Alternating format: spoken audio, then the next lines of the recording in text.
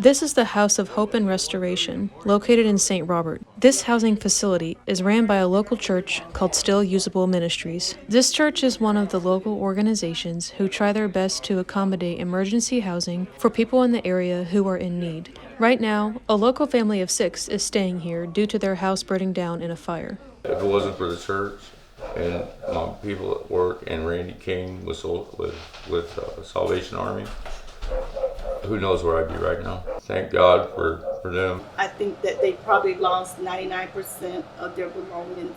And we are just beyond thrilled to be able to help a family at a time like this. Because I believe that's the mandate of the church. There's a scripture in Matthew that talks about feeding the hungry, visiting the sick, going to the jailhouse. That is the mandate of the church, is to meet the needs of the people. Well, rent is high, and then you have to look at everything is going up. So if the food product's going up, gas, electric, and utilities all is going up. So the cost of living here versus the amount of jobs, it doesn't match the numbers. So people are being displaced, they're losing their homes. That's right. And we're here to alleviate that burden on them. When they're here, we want them to only focus on how can we get on our feet, the next move, not to worry about what we're going to eat, how we're going to eat, where we're going to sleep.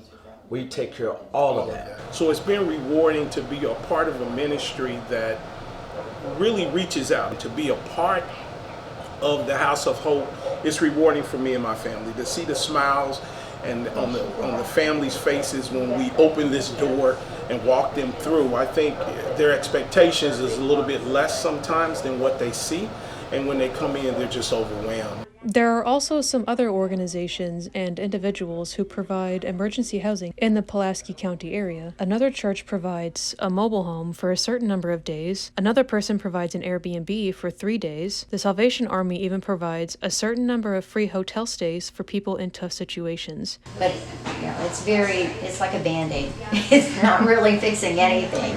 Yes, it's very short term. Plenty of people and organizations are trying to accommodate stays here and there for people that need it. But it's no secret that there is a real issue of homelessness in Pulaski County that needs to be addressed. What they want in the future is a homeless shelter. We have seen so many people come in that are homeless, and they don't have anything. And so it's with this increasing need, or apparent need, that we've just seen more and more over the last couple of years, something's got to be done. Again, a week doesn't go by that we get a phone call. I think it's very much needed in this area. I think because we're a small rural area, a lot of people don't realize the problem with homeless here. But there is a great need for a homeless shelter. Suzanne Wilbur is the executive director of Good Samaritan of the Ozarks, which also runs Genesis, a domestic violence shelter here in Pulaski County. The program is very helpful for many, but Suzanne says many people who call the hotline don't qualify to stay at Genesis who are homeless, so they have to be referred to other shelters in the area, including the Rolla Mission. So we don't have any services, and we do referrals, so we'll refer them to other places in Rolla, Camdenton, different places that have homeless services, but that's one need that's been in our community for as long as I've been here, and certainly Heather too. And so we started tracking that probably a couple of years ago, and just last year on our hotline at Genesis, we took 68 calls that were people who were homeless but didn't qualify for our services at Genesis. And then last year at the food pantry, yeah, we did 41. The Good Samaritans are planning a possible homeless shelter for Pulaski County, but it won't be that easy. They need support, planning, they need insurance, a building, staff. They think at first it will start as a warming center where people can stay during the day for food, a shower, and other comforts. Then later on, they hope to open it as a full shelter. It's not like we can turnkey on a facility that we currently own. We do not now, or do we anticipate owning a facility that we would use this for.